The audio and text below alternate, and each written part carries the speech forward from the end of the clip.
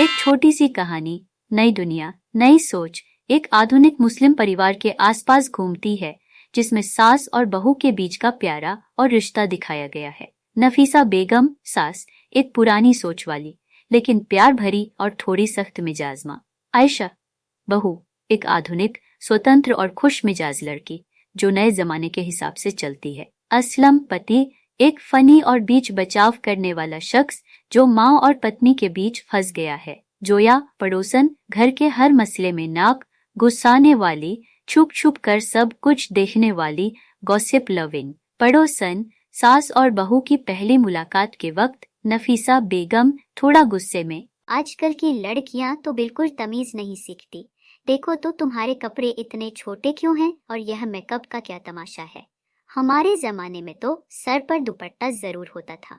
आयशा मुस्कुराते हुए, अम्मी, आप बिल्कुल सही कह रही हैं, लेकिन आपको यह देखना चाहिए कि मेरे कपड़े जितने छोटे हैं उतना ही बड़ा मेरा दिल है, और यह मेकअप बस अपनी खुशी के लिए करती हूँ। असलाम अंदर आते हुए, अरे वाह, माँ बहू का पहला राउंड, क्या खिलाड़ी हैं दोनों। नफीसा बेगम हाथ जोड़ते हुए, असलाम चुप रहो, तुम्हें क्या पता घर के कामों और अदब का। हमारी बहू को तमीज सिखानी पड़ेगी। जैसे ही आयशा और नफीसा बेगम के बीच थोड़ी सी लड़ाई होती है के रूप में चुपके से ये सब देख रही होती है और अपने गॉसिप वाले अंदाज में खुद से बातें करने लगती है। हाय अल्लाह, इस घर में तो पहले दिन से ही लड़ाई शुरू। सास और बहू के बीच ये तो अब रोज का एपिसोड बनने वाला है। किचन में आयशा अपनी नई रेसिपी ट्राई कर रही है।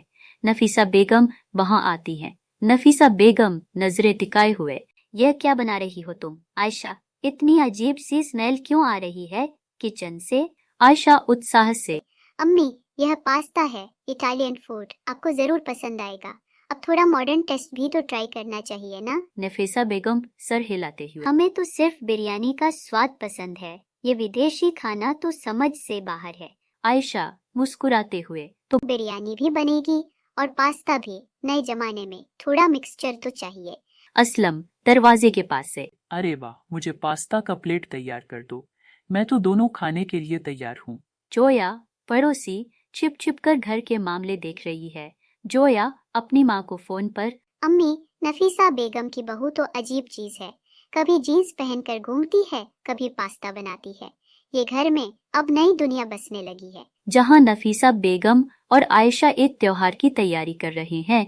नफीसा बेगम तैयारी करते हुए, आयशा, यह तो तुमने बहुत अच्छा काम किया है। ईद के इंतजाम में तुम्हारा हाथ बताओ तो दिया था, लेकिन यह मीठा बनाने का तरीका बिल्कुल अपनी माँ जैसा है।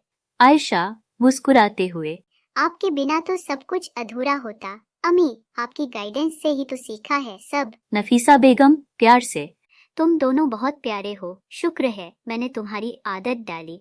असलम बीच में बोलते हुए, अच्छा हुआ माँ, वरना घर का रसगुल्ला ये मॉडर्न बहू बन जाता। नफीसा बेगम और आयशा एक दूसरे को देखकर हंसी में छूट जाती है। जारा इस वक्त खिड़की से देखते हुए अपने आप से बात करते हुए, हाय अल्लाह, आज तो नफीसा बेगम और आयशा एक टीम बन गई हैं। पड़ोसियों का नया सीरियल बंद हो गया। अब क्या देखूंगी मैं।